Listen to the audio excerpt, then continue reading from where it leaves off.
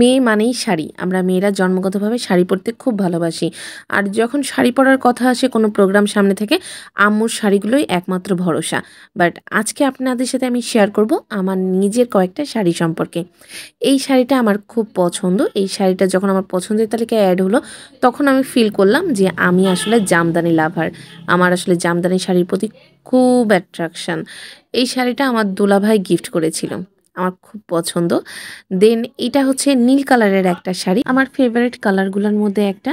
এই নীল শাড়িটা যখন আমি কিনেছিলাম তখন আমার কোনো নীল কালারের শাড়ি ছিল না। খুব শখ করে এই নীল কালারের শাড়িটা কিনেছিলাম এবং তখন এই শাড়িগুলো খুব ট্রেন্ডিংয়ে চলতো।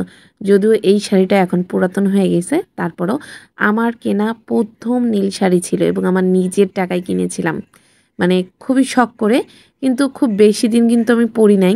এটা মনে হয় এই ছবি তোলার সময় প্রথমবার পরেছিলাম, তাও 3 বছর পরে।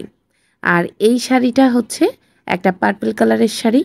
পার্পল কালারটাও আমার পছন্দ, বাট নীল কালারটা একটু বেশি পছন্দ। আর এই শাড়িটা ছিল মেইনলি কাপল সেটের শাড়ি, যার পাঞ্জাবিটা আমি আমার ছোটো মামাকে দিয়ে দিয়েছি আর শাড়িটা আমি রেখে দিয়েছিলাম, কারণ শাড়িটা আমার খুব পছন্দ হয়েছিল।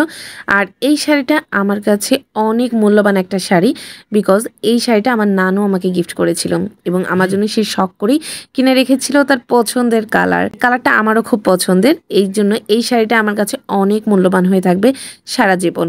আমার এই আজকের ভিডিওটা আপনাদের কাছে কেমন লাগলো অবশ্যই জানাবেন। আল্লাহ হাফিজ।